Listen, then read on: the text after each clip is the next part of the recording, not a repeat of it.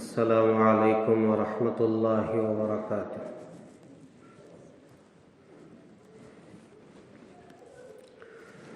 الحمد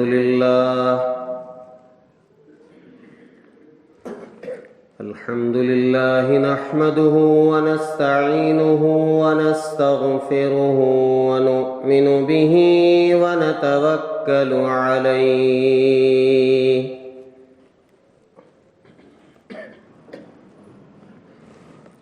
ونعوذ باللہ من شرور انفسنا ومن سیئات اعمالنا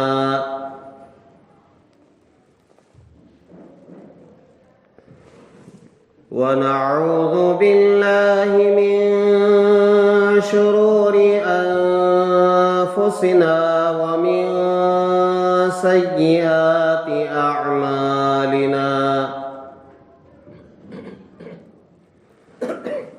من يهده الله فلا مضل له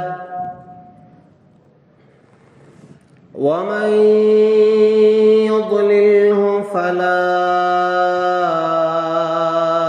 هادي له ونشهد أن لا إله إلا الله وحده لا شريك له ونشهد أن سيدنا ونبينا ومولانا محمدا عبده ورسوله الذي أرسل بالحق بشيرا ونذيرا وداعيا إلى الله بإذنه وسراجا منيرا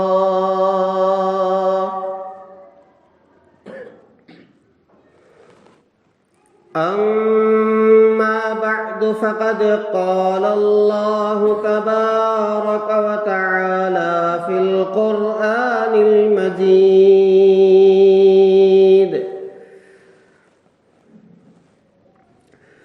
أعوذ بالله من الشيطان الرجيم. بسم الله الرحمن الرحيم. يا أيها الذين آمنوا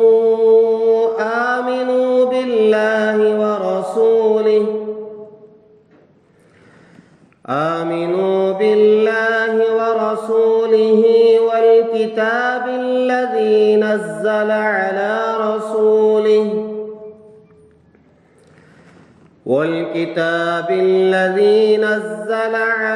رسوله والكتاب الذي أنزل من قبل. ومن يكفر بالله وملائكته وكتبه ورسله واليوم الآخر فقد ضل ضلالا بعيدا.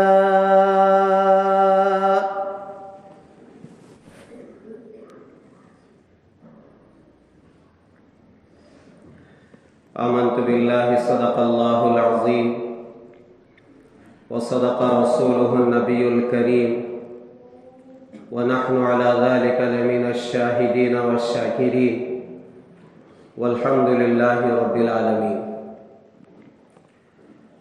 بزرگان محترم، اس وقت جو آیت کریمہ میں نے تلاوت کی ہے یہ سورہ نساء کی آیت ہے.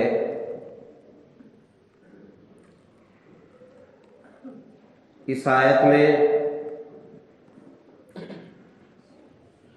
اللہ تبارک و تعالی نے ایمان والوں سے ایک مطالبہ کیا ہے۔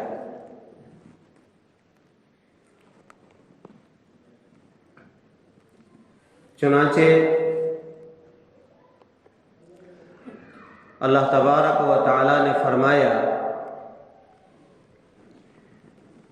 یا ایھا الذین آمنوا آمنوا باللہ ورسولہ، اے ایمان والو اللہ اور اس کے رسول پر ایمان لے آؤ۔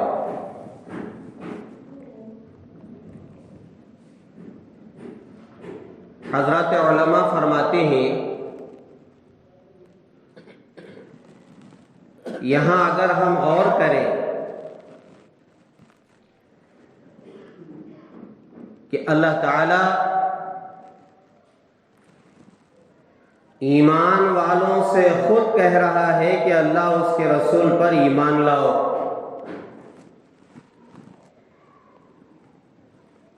یہ بات سمجھ میں آنے والی نہیں ہے۔ بظاہر جو لوگ پہلے سے ایمان لا چکے ہیں ان سے یہ کہنا کہ تم اللہ اس کے رسول پر ایمان لے آؤ،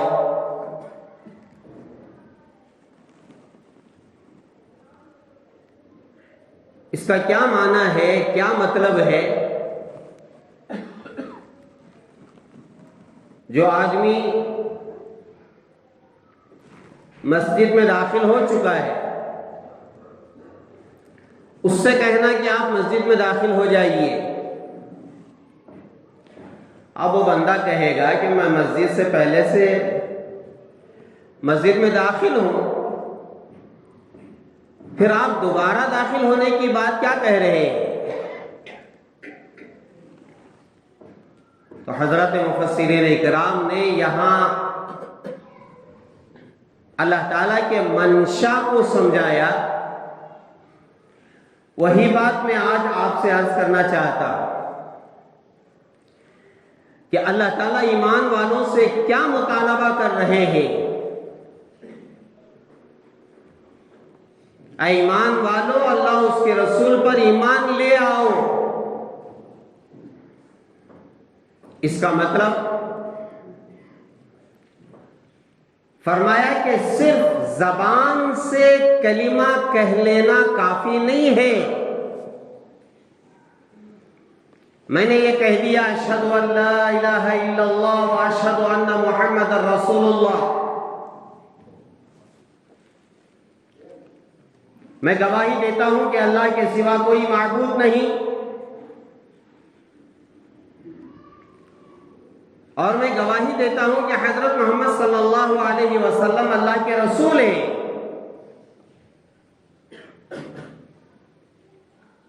میں نے زبان سے تو کہہ دیا، اب زبان سے کہنے کے بعد جیسا کہ ہم سب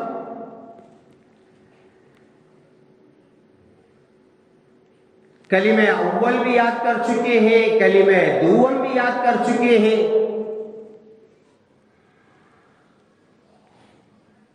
بلکہ کلمہ پنجم بھی یاد کر چکے ہیں، اور آگے ہمارے اساتذہ نے مکتب ہی میں ایمان مجمل بھی پڑھایا، ایمان مفصل بھی پڑھایا، اور ہم نے اسے یاد کر لیا۔ میں سمجھتا ہوں کہ ہر مسلمان کو 5 کلمے یاد ہوتے ہیں، ایمان مجمل یاد ہوتا ہے، ایمان مفصل یاد ہوتا ہے۔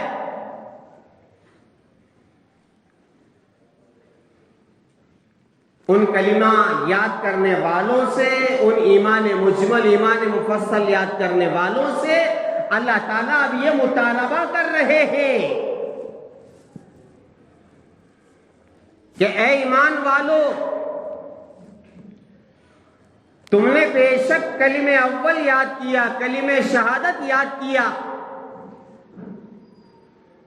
لا الہ الا اللہ محمد الرسول اللہ صلی اللہ علیہ وسلم ہماری زبانوں پر ہے،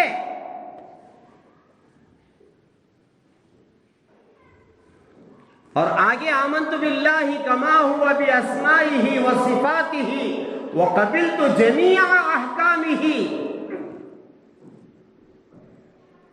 ہم نے اسے تو یاد کر لیا، ایمان لایا میں اللہ پر جیسا کہ وہ ہے اپنے ناموں اور صفتوں کے ساتھ، اور میں نے اس کے تمام احکام قبول کیے. یہ الفاظ میری زبان پر چڑھے ہوئے. اور آگے ہمارا ایمان آمنت باللہ وملائکتہ وکتبہ ورسلہ والیوم الآخر والقدر خیرہ وشرہ من اللہ تعالی والبعث بعد الموت.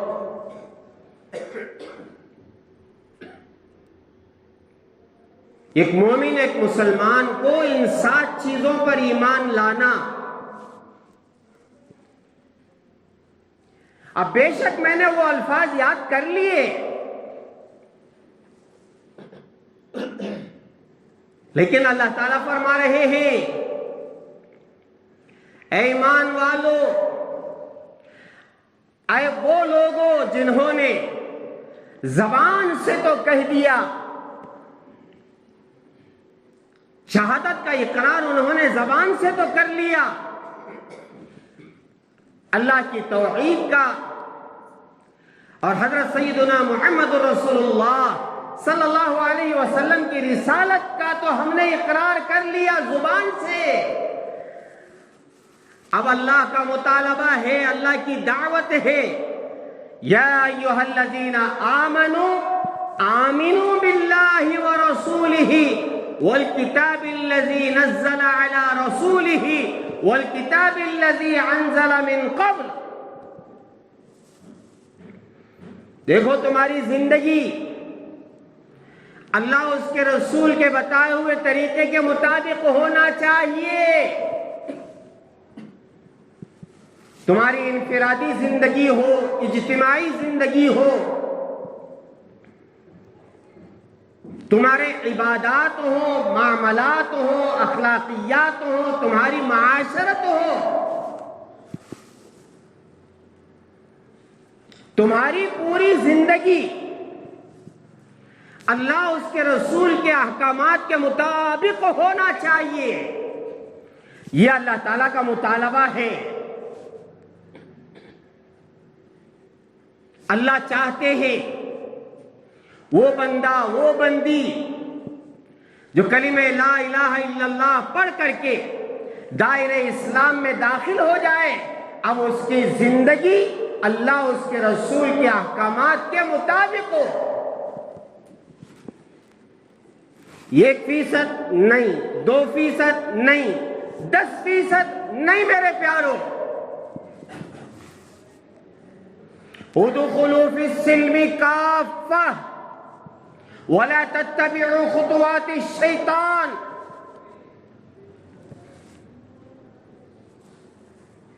اے ایمان والو، اسلام میں پورے کے پورے داخل ہو جاؤ. صرف کلمہ شہادت یاد کر لینا، رٹ لینا، سنا دینا، ترجمہ یاد کر لینا، سنا دینا، یہ کافی نہیں ہے. اب میری زندگی کا ایک ایک لمحہ، ایک ایک سیکنڈ اللہ اس کے رسول کے فرما برداری کے مطابق گزرنا، یہ اللہ تعالیٰ کی دعوت ہے، اللہ تعالیٰ کا مطالبہ ہے. اسی لیے حضرات علماء فرماتے ہیں کہ زندگی گزارنے کے 2 طریقے ہیں. ایک طریقہ یہ ہے آدمی اپنی من چاہی زندگی گزار لے، جو جی میں آیا کر لیا، جو جی میں آیا کھا لیا، جو جی میں آیا پہن لیا، جو جی میں آیا تجارت کر لی.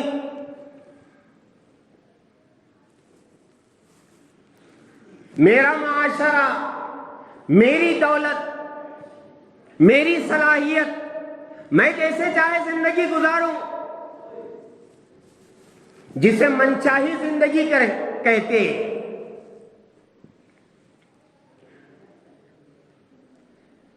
نہ شریعت کا کوئی پاس و لحاظ، نہ اللہ کا ڈر، نہ اللہ کے رسول کا ڈر، نہ آخرت کا خوف، نہ مرنے کا ڈر، نہ قبر کی تنہائی کا ڈر۔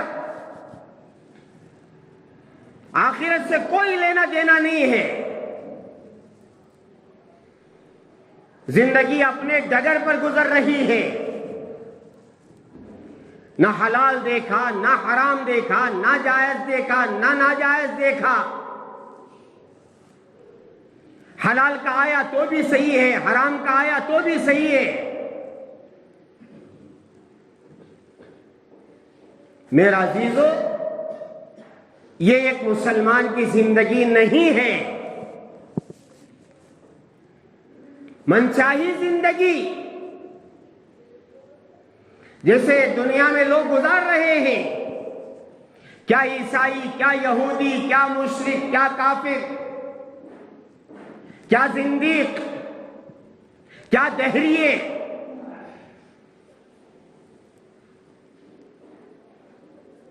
دنیا میں ایسے لوگ بھی ہیں جو خدا کو مانتے ہی نہیں ہیں۔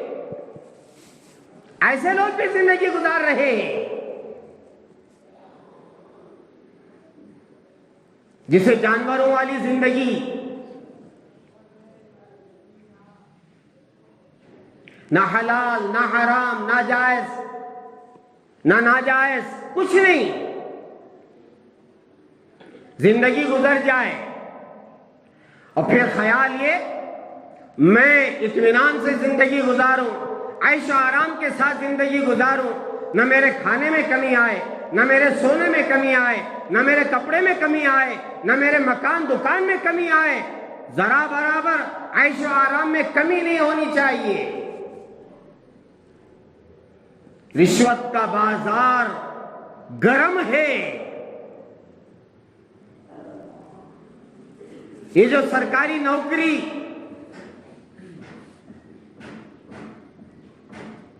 بہت افسوس سے کہنا پڑتا ہے، جس کو ہاتھ لگی سرکاری نوکری، بس وہ رشوت کھائے جا رہا ہے، کھائے جا رہا ہے، کھائے جا رہا ہے۔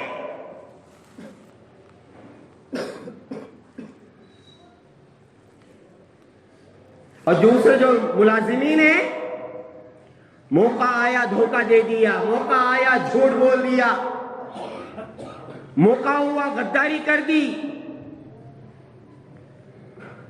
نہ اللہ کا ڈر ہے، نہ اللہ کے رسول کا ڈر ہے، نہ موت کے بعد دوبارہ اٹھائے جانے کا یقین ہے۔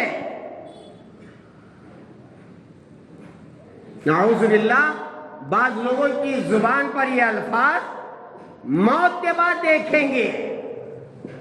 نہیں میرے عزیزو، موت کے بعد دیکھنے کا کوئی موقع نہیں ہے۔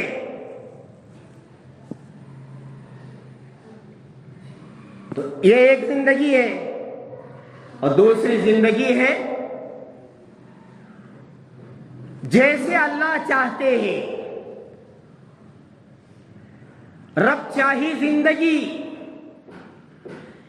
جسے ایمانی زندگی کہتے ہیں، اور جو اللہ چاہتے ہیں کہ میرا بندہ زندگی ایسے گزارے جیسے میں چاہتا ہوں، اور جیسے زندگی گزاری میرے اور آپ کے آقا تاجدار مدینہ احمد مصطفیٰ محمد مصطفیٰ حضرت رسول اللہ صلی اللہ علیہ وسلم نے۔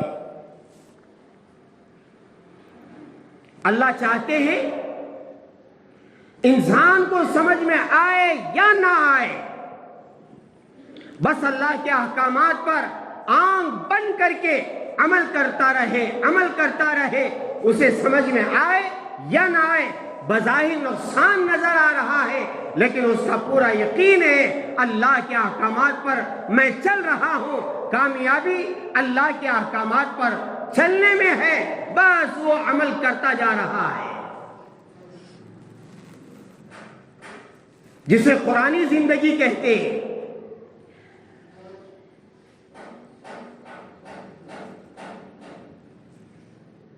ہاں میرا عزیزو، کامیاب انسان وہی ہے جو قرآن کے مطابق زندگی گزارتا ہے، اور رحمت دو عالم صلی اللہ علیہ وسلم کے بتائے ہوئے طریقے کے مطابق زندگی گزارتا ہے وہی کامیاب ہے۔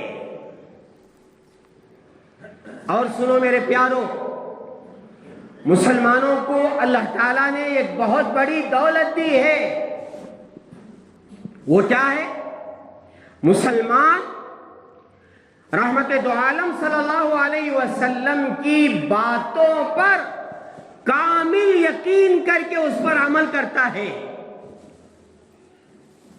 جسے ایمان کہتے ہیں۔ بن دیکھے، جنت دیکھی نہیں، جہنم دیکھی نہیں، بلکہ اللہ کے رسولوں کو ہم نے نہیں دیکھا، اللہ کی کتابوں کو اترتے ہوئے ہم نے نہیں دیکھا، اللہ کے ملائکہ کو ہم نے نہیں دیکھا، موت کے بعد دوبارہ زندہ ہونا ہے ہم نے نہیں دیکھا، قیامت قائم ہوگی ہم نے نہیں دیکھا،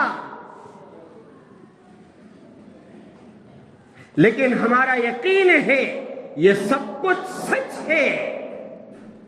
اسی لیے رحمت دو عالم صلی اللہ علیہ وسلم نے ہمارے ایمان کو بڑا عجیب و غریب ایمان کہا ہے۔ ایک مرتبہ رحمت دو عالم صلی اللہ علیہ وسلم ایک جہاد سے واپس آ رہے تھے، ایک جگہ آپ نے استنجا کیا اور استنجے کے بعد فوراً آپ نے تیمم کر لیا۔ ایک صحابی نے پوچھا کہ اللہ کے رسول، پانی تو وہاں رکھا ہوا ہے، آپ یہاں تیمم کر رہے ہیں۔ سنو میرے پیارو، اللہ کے رسول علیہ السلام نے فرمایا، ہاں مجھے پتا ہے وہاں پانی موجود ہے، لیکن میں یہاں سے پانی تک پہنچوں اس کی کوئی گارنٹی نہیں ہے، میری زندگی وہاں تک ساتھ دے گی، مجھے یقین نہیں ہے، اس لیے میں تیمم کر رہا۔ آپ نے تیمم کیا، پھر پانی کے پاس پہنچے، وضو کیا، نماز ادا کی، صحابہ سے پوچھا بتاؤ بڑا عجیب ایمان کس کا ہے، تعجب میں ڈال دینے والا ایمان، جس ایمان کی قدر اللہ کے نزدیک بہت زیادہ ہو، کس کا ہے؟ صحابہ نے عرض کیا فرشتوں کا ایمان۔ اللہ کے رسول علیہ السلام نے فرمایا، اے میرے صحابہ، فرشتے ایمان نہیں لائیں گے تو اور کون لائے گا؟ وہ تو نور سے بنائی ہوئی مخلوق ہے، آسمان کے اوپر کے حالات کو اپنے آنکھوں سے وہ مخلوق دیکھتی ہے، اور اللہ تعالیٰ کی نافرمانی وہ لوگ کر نہیں سکتے۔ فرشتوں کے دو ہی کام ہیں، فرما برداری کرنا، نافرمانی نہ کرنا۔ لا یعصون اللہ ما امرہم ویفعلون ما یؤمرون، جو اللہ کہتے ہیں وہی کرتے، اور اللہ تعالیٰ کی نافرمانی نہیں کر سکتے۔ تو وہ ایمان نہیں لائیں گے تو کون لائیں گے؟ ان کا ایمان تعجب خیز نہیں ہے۔ صحابہ نے عرض کیا پھر تو حضرات انبیاء علیہ السلام کا ایمان بڑا عجیب و غریب، تعجب خیز۔ اللہ کے رسول نے فرمایا نہیں، انبیاء کے پاس تو وحی آتی ہے، فرشتے آتے ہیں، جبرائیل آتے ہیں، اللہ کا کلام ان کے پاس آتا ہے، معجزات انہیں ملتے ہیں، وہ ایمان نہیں لائیں گے تو اور کون لائیں گے؟ انبیاء کا ایمان بھی عجیب نہیں ہے۔ صحابہ نے عرض کیا تو پھر ہمارا یعنی صحابہ کا، اللہ کے رسول علیہ السلام نے فرمایا نہیں، تم تو مجھے دیکھ رہے ہو، میں اللہ کا رسول ہوں، آخری نبی ہوں، میرے اوپر وحی نازل ہو رہی ہے، تمہارے سامنے نازل ہو رہی ہے، قرآن اتر رہا ہے، اور معجزات کو تم اپنے آنکھوں سے دیکھ رہے ہو، تم ایمان نہیں لاؤ گے تو اور کون ایمان لائے گا؟ تمہارا ایمان بھی عجیب نہیں ہے۔ حضرات صحابہ نے عرض کیا کہ اللہ کے رسول پھر آپ جانے، اللہ جانے، اللہ و رسولہ اعلم، اللہ جانے، اللہ کا رسول جانے، آپ ہی بتائیے کس کا ایمان تعجب خیز ہے، سنو میرے پیارو، اللہ کے رسول علیہ الصلوۃ والسلام نے فرمایا، سنو میرے صحابہ، میرے دنیا سے پردہ فرمانے کے سینکڑوں سال بعد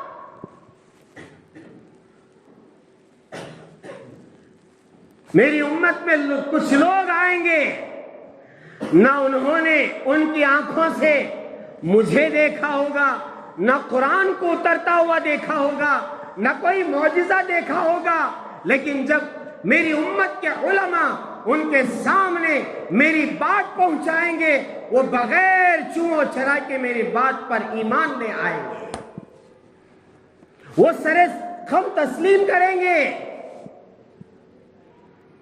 سر جھکا کر کے مانیں گے۔ اللہ کے رسول نے فرمایا تو سچ فرمایا، اللہ نے فرمایا تو سچ فرمایا، یہ آیت بھی سچی ہے، جنت بھی سچی ہے، برحق ہے، جہنم بھی برحق ہے، آخرت بھی برحق ہے، موت کے بعد دوبارہ اٹھائے جانا بھی برحق ہے، ثواب بھی برحق ہے، عذاب بھی برحق ہے، نیکیاں بھی برحق ہے۔ وہ بغیر چوں چرا کے مانیں گے۔ میرے عزیزوں، یقین مانو، یقین مانو، وہ کون لوگ ہیں؟ وہ ہم ہی تو ہیں، میں اور آپ نے۔ نہ ہم نے اللہ کے رسول کو دیکھا، نہ قرآن کو اترتے دیکھا، نہ ملائکہ کو دیکھا، نہ فرشتوں کو دیکھا، نہ اللہ کی کتابوں کو دیکھا، نہ توریت، نہ زبور، نہ انجیل، نہ موسیٰ کے صحیفے، نہ ابراہیم کے صحیفے۔ ہم نے کیا دیکھا؟ بس قرآن پاک ہمارے پاس موجود ہے، اور رحمت دو عالم صلی اللہ علیہ وسلم کے فرامین مبارک ہمارے پاس موجود ہے۔ ہم بغیر چوں چرا کے مانتے ہیں۔ اللہ چاہتے ہیں ہماری زندگی ایمان والی زندگی ہو، بغیر دیکھے کہ بس عمل کرتے چلے جائیں، ہمارے ایمان کی قدر ہے۔ سنو میرے پیارو، ہمارے ایمان کی کتنی زیادہ قدر ہے۔ میں آپ کو ایک واقعہ عرض کروں۔ ہارون رشید ایک بہت بڑے بادشاہ گزرے، بہت دیندار، نیک، اللہ والے۔ ان کی بیوی حضرت زبیدہ خاتون، بہت دیندار، محلوں میں گزارا کرنے والی، مگر ان کے محل میں ایک ایسا نظام تھا، کئی ہزار حافظہ قرآن کی، اور ان کی ایک ترتیب محل میں تھی کہ اتنے وقت سے لے کر اتنے وقت تک یہ قاریہ، یہ حافظہ قرآن کی تلاوت کریں گی، پھر اس کے بعد یہ، پھر اس کے بعد یہ، پھر اس کے بعد یہ، 24 گھنٹے ان کے محل میں قرآن کی تلاوت ہوتی تھی۔ بہت نیک، ہارون رشید بھی اور زبیدہ خاتون بھی۔ ایک مرتبہ دونوں دریا کے کنارے ٹہل رہے تھے، تو ان کے زمانے میں ایک اللہ والے تھے، بہلول دانا، مجذوب قسم کے تھے۔ لوگ کہتے یہ دیوانے ہیں، وہ دیوانے نہیں تھے، وہ اللہ والے تھے۔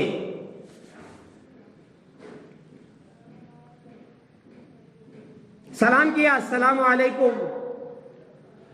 وہ ایک جگہ بیٹھ کر کے ریت میں، بالو میں گھر بنا رہے تھے، جیسے بچے کھیلتے۔ ہارون رشید نے سلام کیا، پوچھا بہلول کیا کر رہے ہو؟ تو حضرت بہلول دانا نے فرمایا میں ریت میں گھر بنا رہا۔ پوچھا کیا کرو گے؟ میں اسے بیچوں گا، جو خریدے گا اس کے حق میں دعا کروں گا کہ یا اللہ اسے جنت میں گھر دے دے۔ اچھا؟ ہارون رشید نے پوچھا بتاؤ اس کی قیمت کیا ہے؟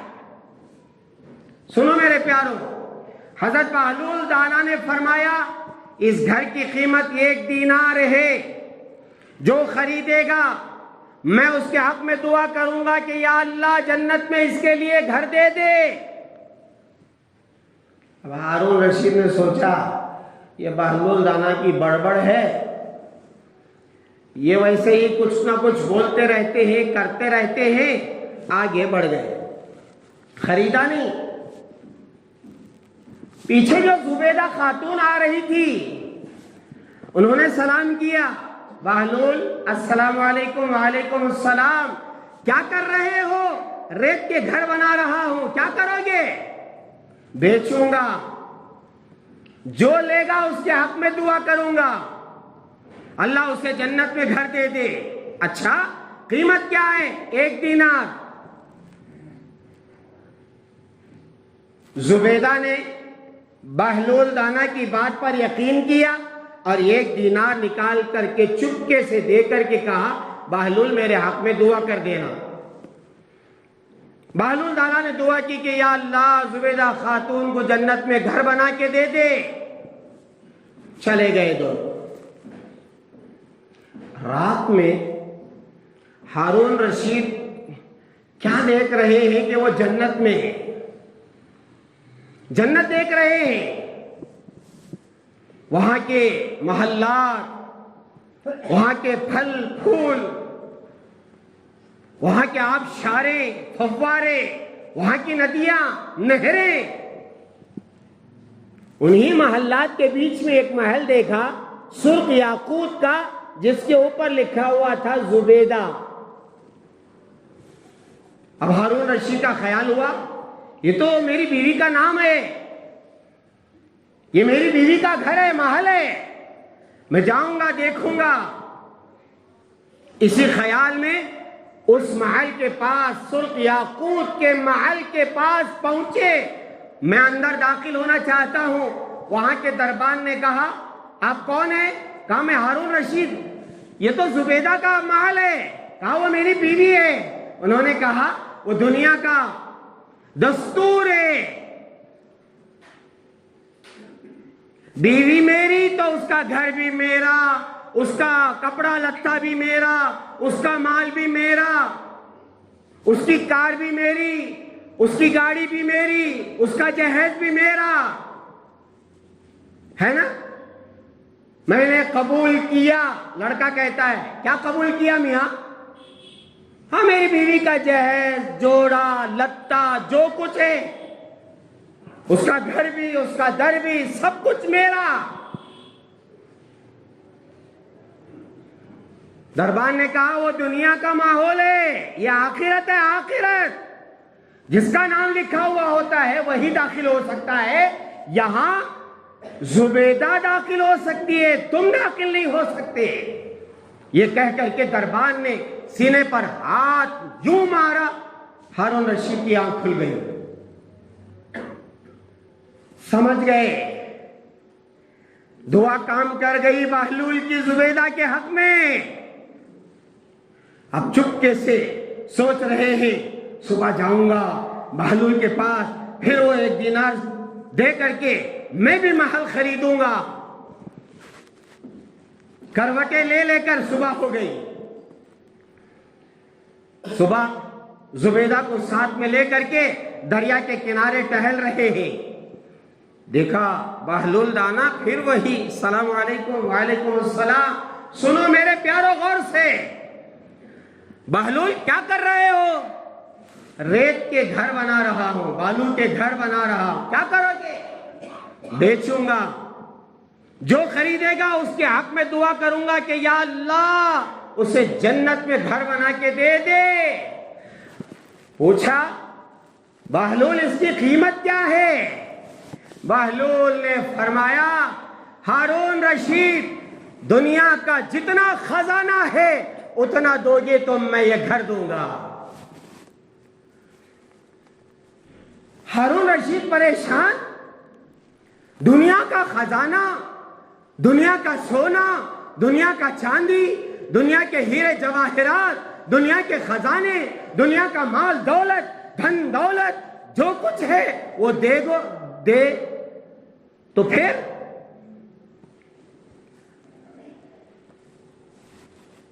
بہلول کل تو کہہ رہے تھے 1 دینار، اب دنیا کا پورا خزانہ مانگ رہے ہو۔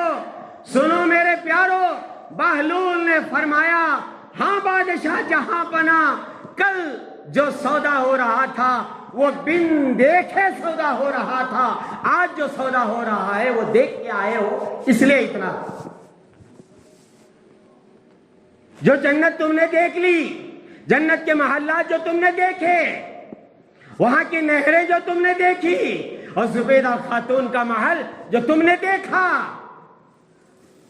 بن دیکھے سودا کر لیتے، تمہیں بھی محل مل جاتا۔ میرے پیارو، حضرت علماء کرام نے اس حکایت کو لکھ کر کے، یہ واقعہ لکھ کر کے بتایا، اے مسلمانوں، آنکھ بند ہونے سے پہلے اس قرآن پر عمل کر لو، قرآنی زندگی گزار لو، سمجھ میں آئے تو بھی گزارو، نہ سمجھ میں آئے تو بھی گزارو۔ نمازوں کی پابندی، زکوٰۃ کا دینا، حج کا کرنا، روزے کا رکھنا، قرآن کی تلاوت، ذکر و اذکار، حلال کھانا، حرام سے بچنا، جسے قرآنی زندگی کہتے، اور جس کا اللہ نے مطالبہ کیا ہے، یا ایھا الذین آمنوا آمنوا باللہ ورسولہ والکتاب الذی نزل علی رسولہ والکتاب الذی انزل من قبل۔ میرے عزیزوں، میری زندگی کس ڈگر پر گزر رہی ہے، اپنے گریبان میں منہ ڈال کر دیکھ لیں۔ میری زبان کتنی سچی ہے، میری آنکھوں کی حفاظت کتنی ہو رہی ہے، میرے کان کتنی فرما برداری کر رہے ہیں، میرے ہاتھ و پیر کتنے فرما برداری کر رہے ہیں، حلال و حرام میں تمیز میں کتنا کرتا ہوں۔ اگر میری زندگی قرآن اور حدیث کے مطابق گزر رہی ہے، آفرین ہو، شاباش ہو، ورنہ میرے عزیزو، وَمَنْ أَعْرَضَ عَنْ ذِكْرِي فَإِنَّ لَهُ مَعِيشَةً ضَنْكًا۔ جو شخص منچائی زندگی گزارے گا، اللہ اس کے رسول کی زندگی سے منہ موڑ کر زندگی گزارے گا، اللہ تعالیٰ اس کی زندگی ٹائٹ کر دیتے ہیں، آزمائشوں میں اللہ ڈال دیتے ہیں، پھر وہ مارے پھر رہا ہے، روزی کے لیے پریشان، گھر کے لیے پریشان، کاروبار کے لیے پریشان، گھریلو جھگڑے، دکان کے جھگڑے، خاندانی جھگڑے، کیا ہو رہا ہے؟ زندگی تنگ ہو گئی ہے، جیا نہیں جاتا، صبح میں بھی مر رہے ہیں، شام میں بھی مر رہے ہیں، نہ نیند آ رہی ہے، نہ دن میں چین آ رہا ہے۔ کیا ہوا؟ منچائی جو زندگی۔ اس لیے میرے عزیزو،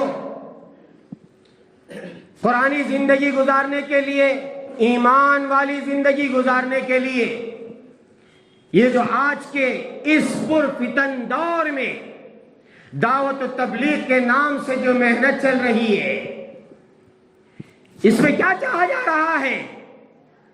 یہ جو 3 دن نکالے جاتے، ایک ہفتہ، عشرہ، چلہ اور 3 چلے، اور یہ جو گشت ہے اور مسجدوار جماعت ہے، روزانہ کی جو تعلیم ہے، یہ 2.5 گھنٹے کی محنت ہے، یہ سب کیا ہے؟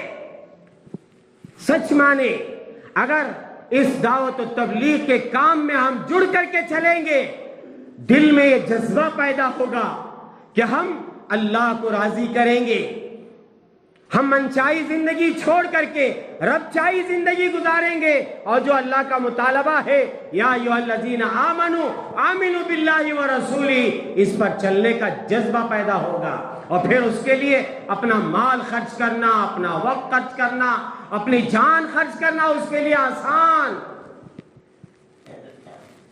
اسی لیے سال میں 1 مرتبہ لوگوں کو جوڑا جاتا ہے، ویسے تو ہر ہفتہ جوڑا جاتا ہے، ہر دن جوڑا جاتا ہے، ہر مہینہ جوڑا جاتا ہے، سال میں 1 مرتبہ اجتماع کے ذریعے سے سارے لوگوں کو ایک جگہ اکٹھا کر کے آسمان کے نیچے زمین کے اوپر اللہ کا پیغام پہنچایا جاتا ہے اور پھر اس اسلام پر عمل کی دعوت دی جاتی ہے. یہی دعوت و تبلیغ ہے, یہی اجتماع ہے. اس لیے میرے عزیزو, اپنی زندگیوں کو بدلنے کے لیے اس جماعت سے جڑے, اس دعوت و تبلیغ کے سے اپنے آپ کو جوڑے, خود کو بھی جوڑے, بچوں کو جوڑے, مستورات کو جوڑے.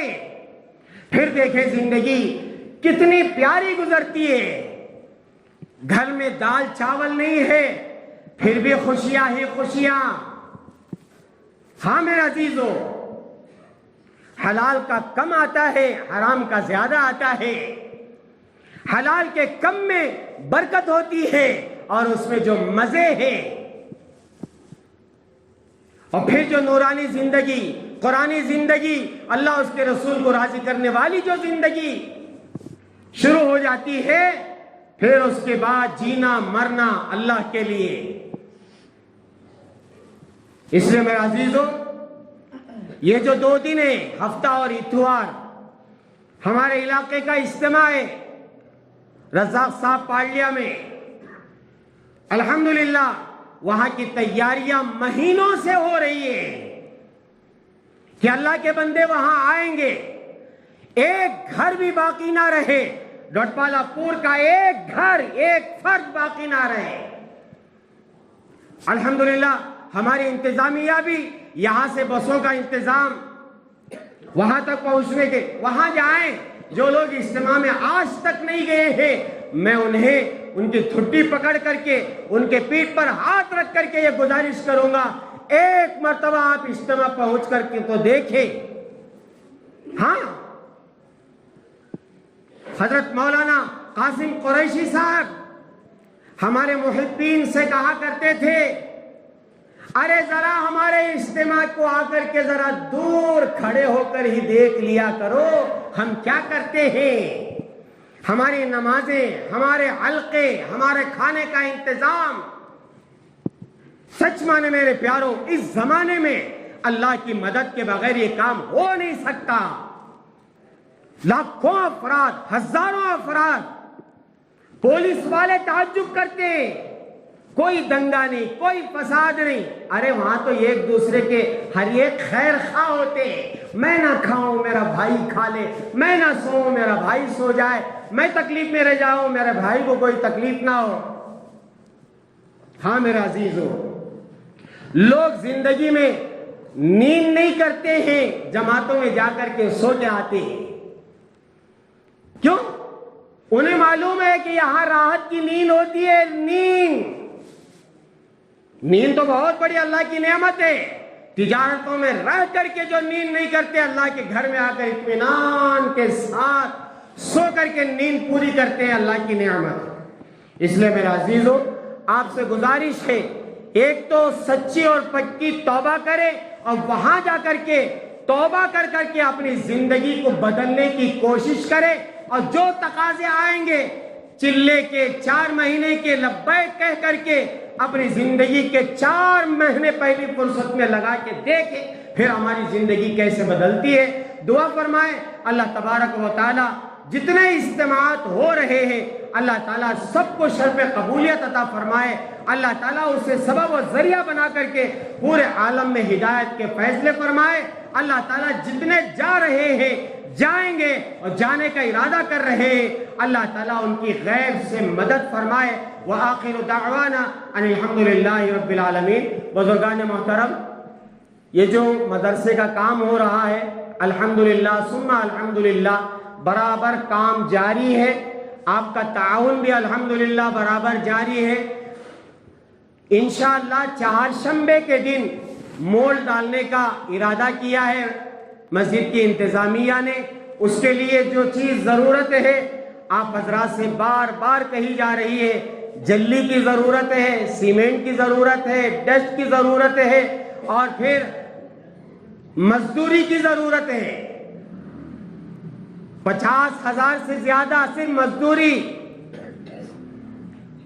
میں بہت امید رکھ کر کے آپ سے عرض کرتا ہوں، یہ جو ضروریات ہیں آپ چہارشنبے سے پہلے یا پھر چہارشنبے کے دن آخری جو ضرورت ہے وہ لا کر کے آپ پہنچائیں۔